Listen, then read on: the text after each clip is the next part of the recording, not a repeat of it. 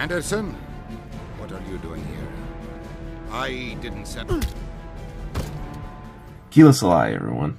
Nazo again, and welcome to another episode of Nazo's Mass Effect Chronology. Today I have 4 comic books for you.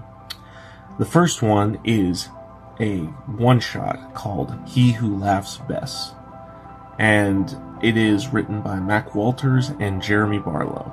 And in this one, it's kind of a bit of a prequel story for Joker.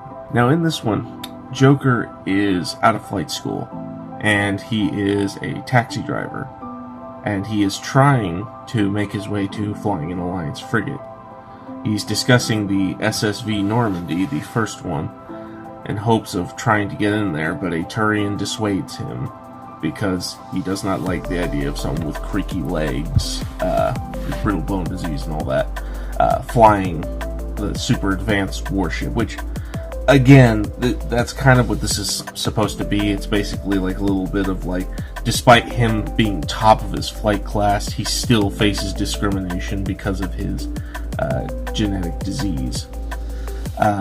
However, in this issue, he steals the Normandy and puts it through quite its paces, and normally this would grant one a court-martial, but upon seeing the flight, the Turian, Anderson, and most of the officers seem to agree that he is overqualified for the job, which is awesome.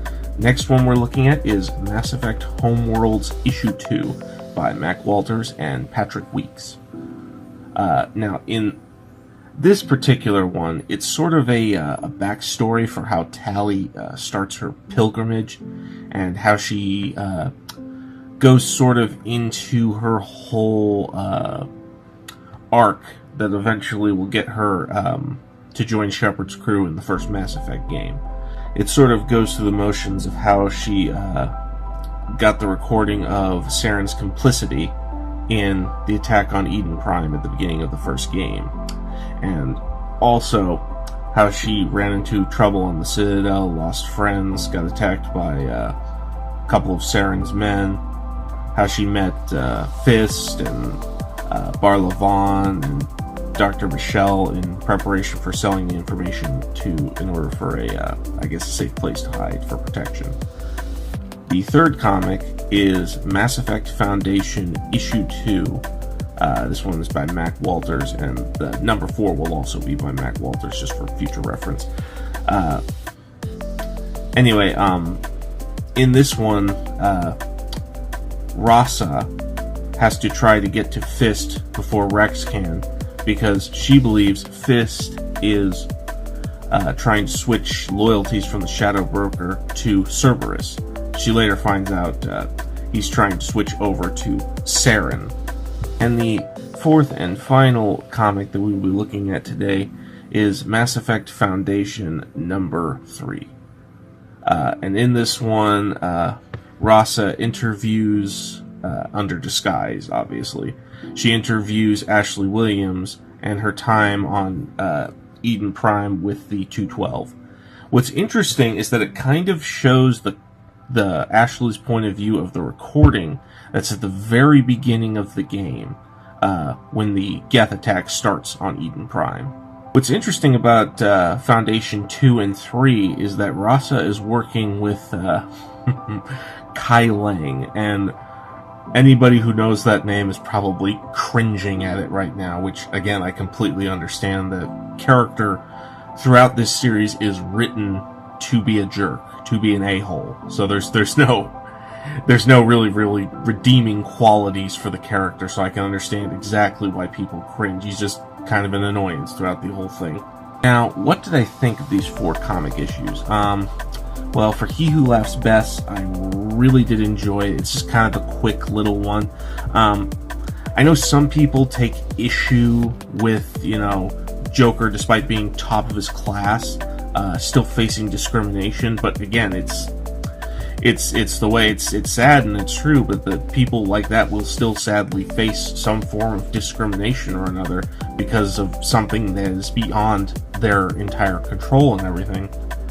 Same also goes for Tali in the second issue of Homeworlds. Turians have this stigma upon them In which case, like, you know, if a Quarian ship or a flotilla, B flotilla rather, flies into an inhabited system, they're usually unwelcome, considering the belief that, you know, which is obviously true, that they brought the Geth into the galaxy. They brought dangerous AI synthetics into the galaxy, and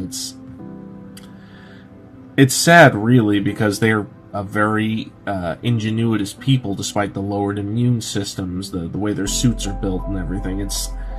It really is. And this comic was interesting because she's like, I've heard many of my father's lectures before. You know, you've heard one, you've heard them all.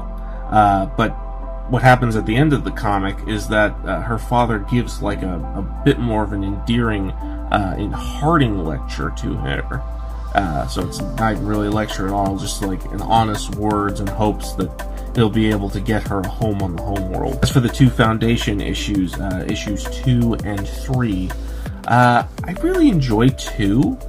I didn't really talk much about it, obviously, but it's pretty enjoyable. It's got some good moments from Rex. Issue 4, though, it's just kind of okay. It's just kind of like a backstory, like, you know, oh, Ashley's facing discrimination because her grandfather surrendered at Shang-Chi, and therefore a Williams is always under suspicion.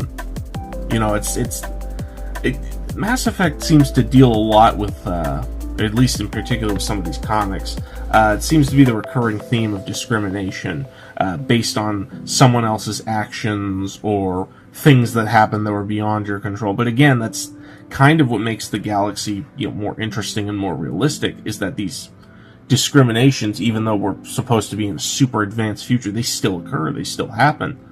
I can't even count how many people go by the meme of, like, murdering Batarians because their society involves slavery, but, like, anybody who's read the novel Mass Effect Annihilation, which we'll get to another time, knows that most Batarians have, like, lower caste or casteless Batarians have no say in what the higher upper caste do. So in a sense, it's also almost kind of based on our, you know, American civility, because, you know, obviously the higher society types decide everything for us. What were your thoughts on these particular comics? Did you like them? Did you not? Did you read them? If you have, you know, comment down below. Let me know. I love discussing Mass Effect with some fans, especially ones that come on whether or not you're a first time or you're a long timer like me. Anyway, so next time we will be discussing the games. Next time, the original Mass Effect game, as well as its DLCs. I'll have a couple of follow-up videos, as well as a bonus episode for extra content, which I will be discussing later on. Alright, another time. Alright, thank you guys. Thank you so much for tuning in and listening. I should go.